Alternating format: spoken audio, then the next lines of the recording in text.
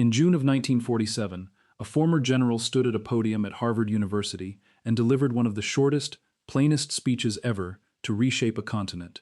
He spoke for barely 11 minutes. He did not raise his voice. He described a Europe with its factories rubbled, its currencies worthless, its farmland cratered, and its people facing a winter without enough coal or bread to survive it. His name was George Marshall, and the plan that would carry his name is remembered today as the largest act of international generosity in modern history. $13 billion, handed to a broken continent, no strings attached, an act of pure American benevolence that saved Western Europe from starvation and communism alike. That is the version taught in classrooms. It is not false, but it is not complete. The ledger tells a more complicated story, one where every dollar that left the United States Treasury came back attached to a condition, a shipping contract, a procurement rule, or a political demand that served American industry, American shipping, American banks, and American strategic interests as surely as it served the hungry families of Rotterdam and Lyon. This is the story of how the Marshall Plan worked, not as charity, but as one of the most sophisticated instruments of economic statecraft ever constructed, and of what it actually bought. If you're enjoying this story so far, don't forget to hit the like button and subscribe. Drop a comment telling me where in the world you're watching from. I love hearing from you. To understand what the Marshall Plan really was, you have to understand the condition of Europe's money in 1947, because the crisis was not simply one of rubble and hunger. It was a crisis of currency.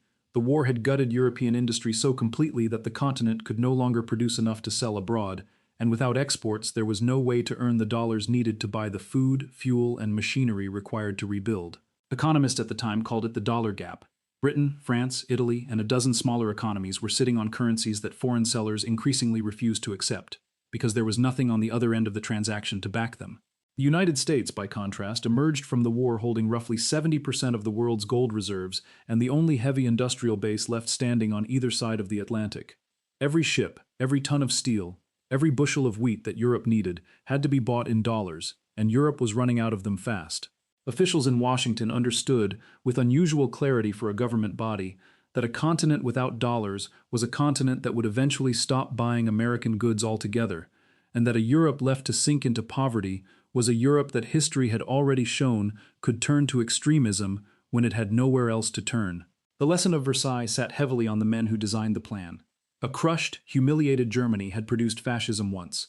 Nobody in Washington wanted to find out what a crushed, humiliated Western Europe might produce the second time, particularly with the Red Army still stationed in the eastern half of the continent, and communist parties gaining real electoral strength in France and Italy. The scale of the collapse is worth sitting with for a moment, because it explains why a government as famously slow-moving as Washington's managed to pass a $13 billion spending program in a matter of months. Industrial output across Western Europe in 1947 still sat well below pre-war levels in country after country. The winter of 1946 into 1947 had been one of the coldest on record, and it caught a continent with almost no reserve capacity left to absorb the shock. Coal shipments froze in rail yards. Power stations in Britain shut down for days at a time, throwing millions out of work, not because factories lacked orders, but because there was no electricity to run the machines. In France, bread rationing, which many had assumed would end with the war, was in some regions more severe in 1947 than it had been under German occupation. Harvests failed. Livestock herds, decimated by years of requisition and neglect, had not recovered. A British diplomat touring the Ruhr that winter described children too weak from hunger to walk to school. This was the backdrop against which Marshall's speech landed, and it explains why the humanitarian framing was not simply propaganda. The suffering was real, and the aid, whatever else it accomplished, addressed it. The architecture that emerged from this problem was built by a small circle of men whose names appear again and again in the record. William Clayton, the Undersecretary of State for Economic Affairs, had spent decades as a cotton trader before entering government, and he understood export markets from the inside. He toured Europe in the spring of 1947 and returned with a memorandum so blunt in its assessment of European collapse that it helped convince Marshall the crisis could not wait for the usual pace of diplomacy. George Kennan, the architect of the containment doctrine, shaped the plan's strategic logic, arguing that economic stability in Western Europe was the precondition for resisting Soviet influence without firing a shot. And Paul Hoffman, a former Studebaker executive, was placed in charge of the agency that would administer the money, the Economic Cooperation Administration, ensuring that the program was run not by career diplomats, but by men who thought in terms of production quotas, procurement contracts, and market access. The plan required the participating European nations to form a joint body, the Committee of European Economic Cooperation, later reorganized as the Organization for European Economic Cooperation, so that the money would be distributed according to a coordinated continental plan rather than 16 competing national wish lists. The Soviet Union was invited to the initial planning conference in Paris in July of 1947, and Soviet Foreign Minister Vyacheslav Molotov walked out within days, correctly concluding that the American terms would require an open accounting of each economy's books to a board effectively controlled by Washington. Stalin responded within weeks by forbidding Poland and Czechoslovakia, both of which had shown initial interest, from participating, and by launching a rival aid scheme for the Eastern Bloc that would later be called the Molotov Plan. The division of Europe into two economic blocs, a line that would harden into the Iron Curtain, was drawn in that Paris conference room as much as it was drawn by any tank column. The passage of the Economic Cooperation Act through Congress was itself a study in how thoroughly commercial interest and humanitarian appeal were woven together from the start. Senator Arthur Vandenberg of Michigan, a Republican who had spent much of his career as an isolationist before the war, became one of the plan's most important champions in the Senate, and his conversion mattered enormously in a Congress still wary of foreign entanglements barely 2 years after victory. Vandenberg insisted on strict oversight provisions, annual reporting requirements, and a structure that gave American administrators direct visibility into how every dollar was spent, conditions that recipient nations accepted because the alternative was no aid at all. The final legislation passed the Senate by a wide margin in March of 1948 and was signed by President Truman on the 3rd of April that year, only weeks after a communist coup in Czechoslovakia had removed the last non-communist government in Eastern Europe and hardened congressional resolve to act quickly. The timing was not lost on anyone involved. The Czechoslovak coup, more than any speech or memorandum, is what moved the bill from committee debate to a signed law within a matter of weeks. What the ledger shows, once you move past the framing of the Harvard speech and into the actual disbursement mechanics of the Economic Cooperation Act that Congress passed in April of 1948, is an aid program engineered at every level to return value to the American economy that had provided it. The headline figure of $13 billion, spent between 1948 and 1951, was never simply wired to European treasuries for discretionary use. It was structured almost entirely as a procurement fund. European governments submitted lists of goods they needed, from wheat and coal to industrial machinery and tractors, and the Economic Cooperation Administration approved purchases that were then filled overwhelmingly by American producers. Roughly 70% of Marshall Plan funds were spent directly on American goods and services. Wheat farmers in Kansas, coal operators in Pennsylvania, and machine tool manufacturers in Ohio found in the Marshall Plan a captive overseas market at a moment when domestic demand alone could not have absorbed their wartime production capacity. The legislation went further still, mandating that at least 50% of all Marshall Plan cargo be carried on American-flagged vessels, a provision pushed hard by the American merchant marine lobby and by shipping interests that had expanded enormously during the war and faced collapse once military transport demand ended. European nations, several of which had their own shipping industries desperate for the very cargo contracts the law diverted to American hulls, had no meaningful ability to negotiate the term. They needed the aid too badly to refuse the conditions attached to it. Then there was the mechanism that gave Washington its most durable form of leverage, counterpart funds. Under the terms of the plan, when a European government received a shipment of American goods, it did not simply receive them for free. It was required to deposit an equivalent sum in its own local currency into a special account, and 95% of that account could only be spent with the approval of the American mission in that country. Only 5% could be used at the recipient government's own discretion, typically for administrative costs.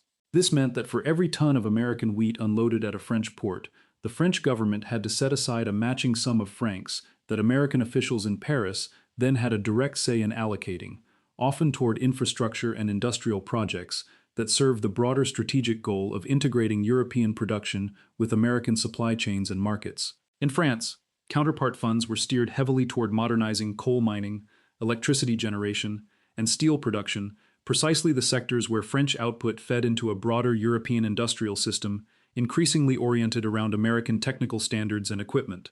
In West Germany, still under the shadow of full Allied occupation and administered through a special arrangement rather than direct membership at first, counterpart funds financed the reconstruction of an industrial base that, within a decade, American strategists wanted rebuilt specifically as a bulwark against the Soviet zone to its east.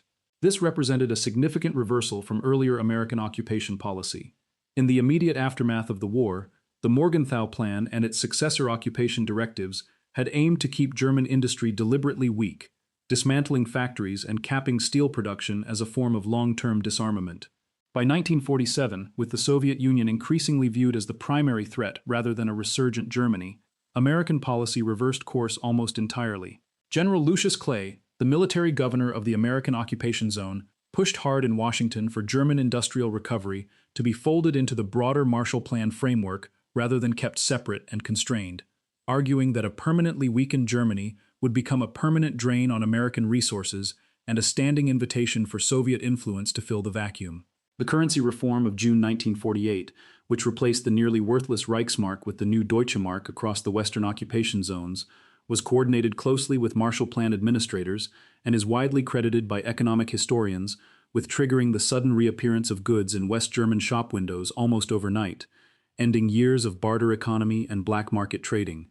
The Soviet Union's response to the currency reform, a blockade of the western sectors of Berlin beginning that same month, turned the airlift that followed into a second, more dramatic front of the same contest the Marshall Plan had already opened on the economic side.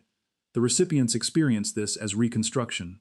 The instrument that financed it also functioned as a lever attached firmly to the other end of the Atlantic. Britain's experience with counterpart funds illustrates how much discretion Washington actually held over money that recipient governments were, on paper, receiving as aid to their own economies. The British government wanted to use a significant share of its counterpart account to pay down wartime debt and stabilize the pound, a currency under severe strain following a disastrous and short-lived experiment in 1947 with full convertibility, forced on Britain as a condition of an earlier American loan, and abandoned within weeks after triggering a run on sterling. American administrators pushed instead for counterpart funds to be directed toward productive industrial investment, on the theory that debt reduction did nothing to expand the export capacity Britain would eventually need to earn its own dollars without further American support. The disagreement was resolved through negotiation rather than simple American dictate, but the negotiation itself demonstrates the underlying reality. Sovereign governments receiving Marshall Plan aid were not free to spend the local currency counterpart of that aid as they saw fit.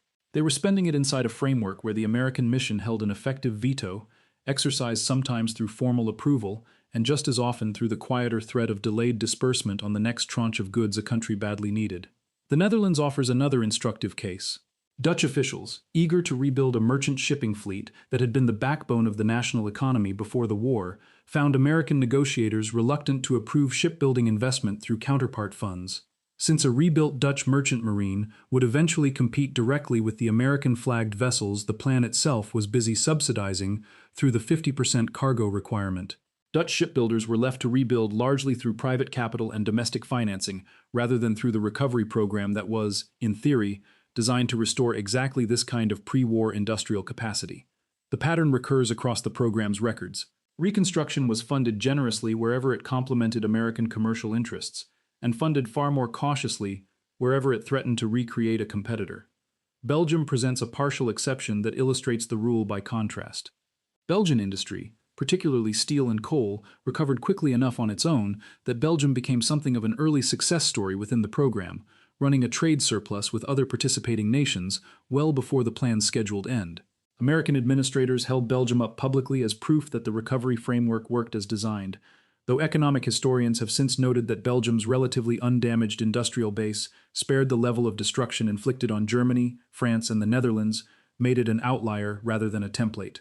The unevenness of recovery across recipient nations, masked in the program's own retrospective reporting by aggregate continental statistics, is itself part of what the ledger shows once the national figures are separated out, rather than presented as a single success story.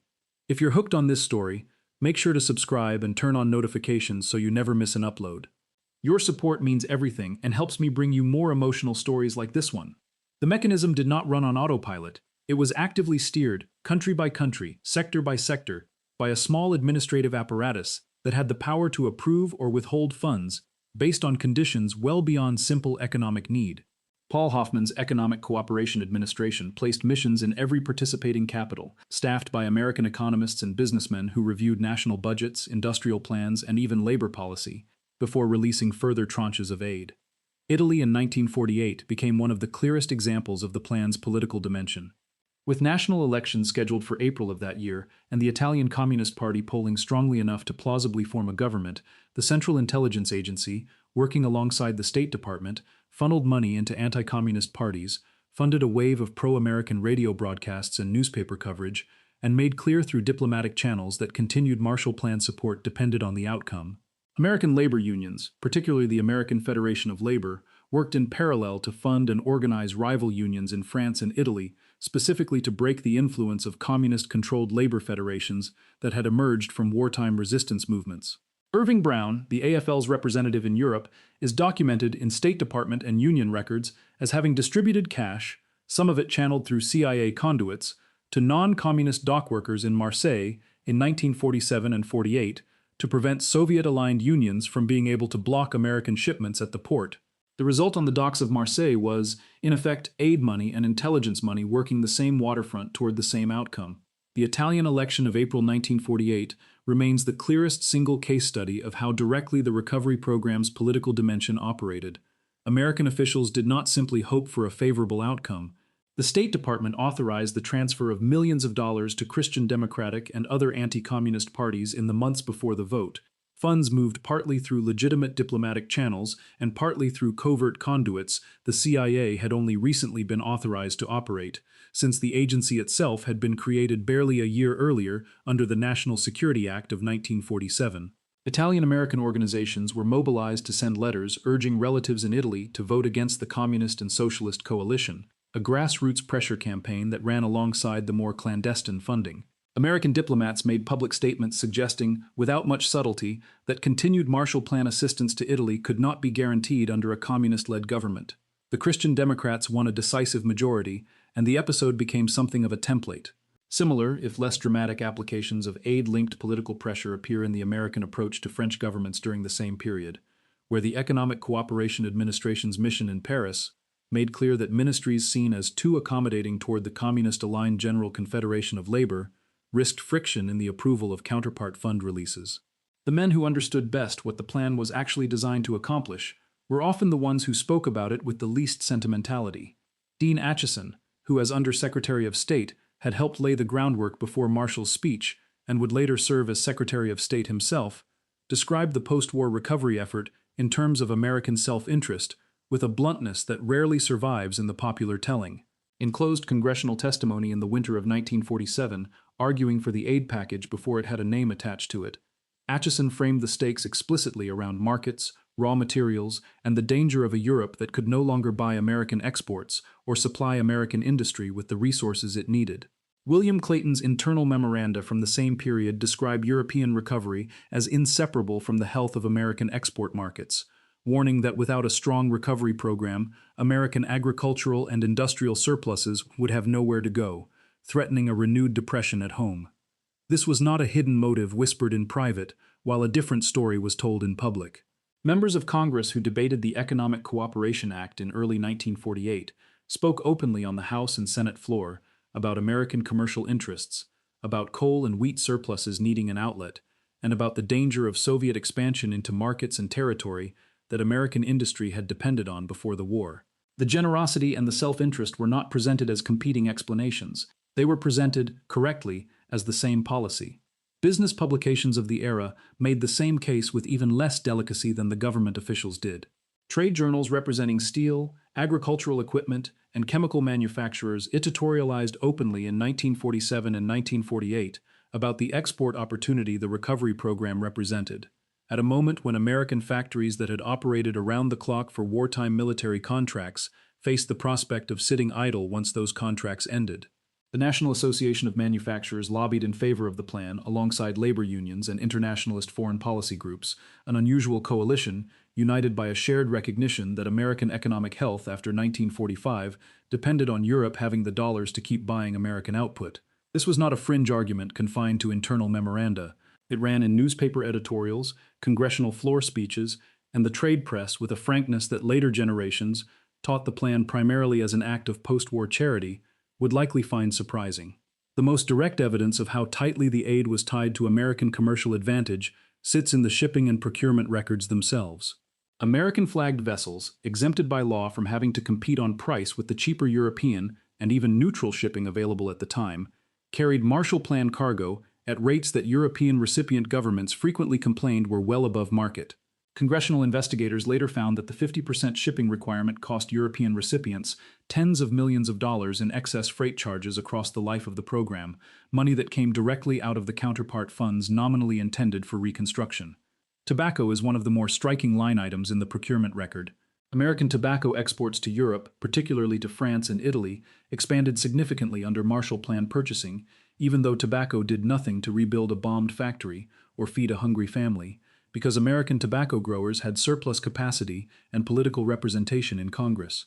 The purchasing lists approved by the Economic Cooperation Administration reflect, again and again, a blend of genuine Reconstruction need and the disposal of American agricultural surplus that had accumulated during the war years, with nowhere left to go once wartime military procurement ended. Cotton followed a similar path. Southern cotton growers, facing a post-war glut as synthetic fibers and shifting demand cut into their traditional markets, found in the Marshall Plan's textile-producing recipient nations, particularly Italy and France, a reliable buyer whose purchases were effectively guaranteed by American aid dollars rather than left to the ordinary uncertainty of foreign trade. None of this was hidden from the farmers and manufacturers who benefited. Agricultural trade associations tracked Marshall Plan purchasing figures in their own newsletters with the same enthusiasm normally reserved for a strong harvest, because in practical terms that is exactly what the program represented to them, a harvest guaranteed by an act of Congress, rather than by weather or ordinary market demand. What emerges from these mechanisms, taken together, is a picture of the plan as an instrument that operated on at least three levels simultaneously. On the surface, it rebuilt roads, mines, power plants, and farms across 16 participating nations, and it did this genuinely and at a scale that historians broadly credit with helping avert a second economic collapse on the continent. Beneath that surface, it functioned as a demand-side subsidy for American industry, agriculture, and shipping at a moment when the American economy badly needed an outlet for wartime production capacity that domestic markets alone could not absorb. And beneath that layer still, it operated as a strategic and political instrument, funding preferred parties, preferred unions, and preferred industrial arrangements in a deliberate effort to draw the economic geography of Western Europe permanently into an American orbit and away from a Soviet one. The Organization for European Economic Cooperation, established to administer the plan jointly among recipients, would, after the program's formal conclusion in 1951, evolve into the Organization for Economic Cooperation and Development, an institution that still exists today, still headquartered in Paris, and still functions as one of the primary bodies coordinating economic policy among the world's wealthiest nations. The North Atlantic Treaty Organization, founded in April of 1949, drew on the same diplomatic momentum, the same personnel, and much of the same strategic logic as the Marshall Plan, formalizing in military terms the alignment the aid program had already begun to build in economic ones.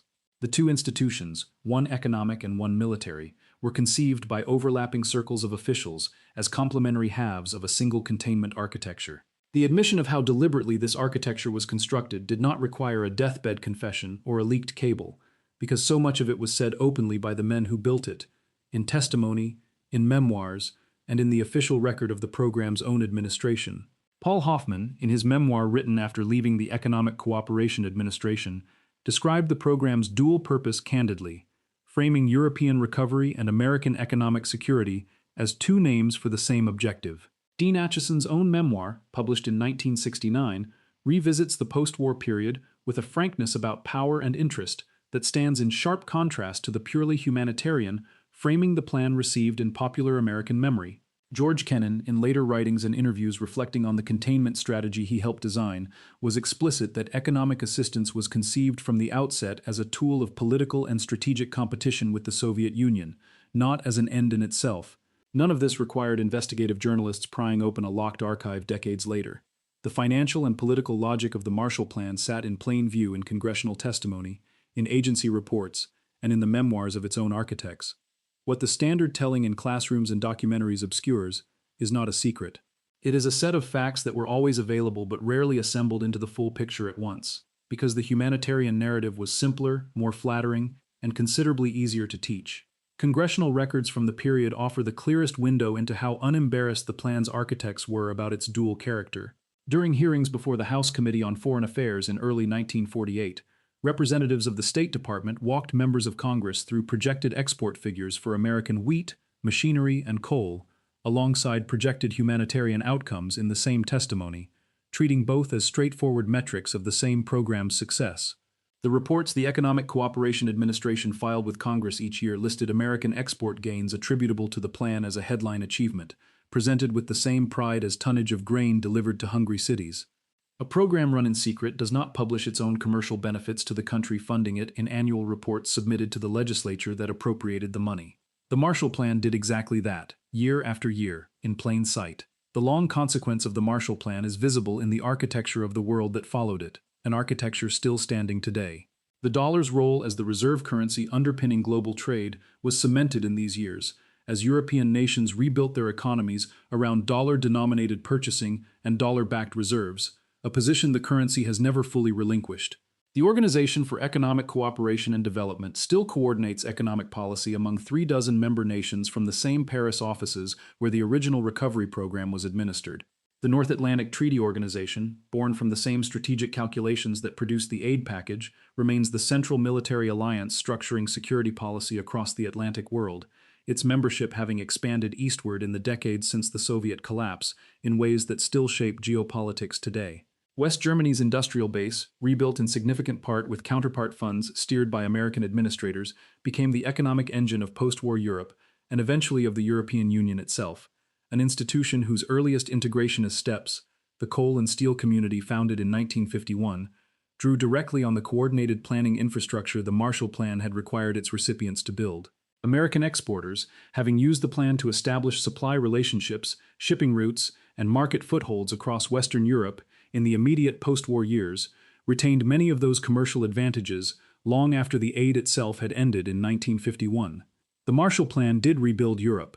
It also rebuilt Europe on terms that served the country writing the checks, terms that were debated openly in Congress, defended openly by the officials who designed them, and taught to later generations as an act of pure generosity, stripped of the ledger that made it possible in the first place. There is a broader pattern here worth naming directly, because the Marshall Plan became the template for a form of statecraft the United States would repeat, with varying degrees of success, for the rest of the 20th century. Economic assistance tied to procurement requirements, administered through institutions that gave the donor country ongoing leverage over recipient policy, and justified publicly through humanitarian language while defended privately, and often quite openly, through the language of strategic and commercial interest, became a recurring feature of American foreign policy, from the Alliance for Progress in Latin America in the 1960s to structural adjustment programs administered through the International Monetary Fund and World Bank in the decades that followed. Each of these later programs drew, whether consciously or not, on the institutional logic first worked out in the missions Paul Hoffman's agency established in Paris, Rome, and London between 1948 and 1951.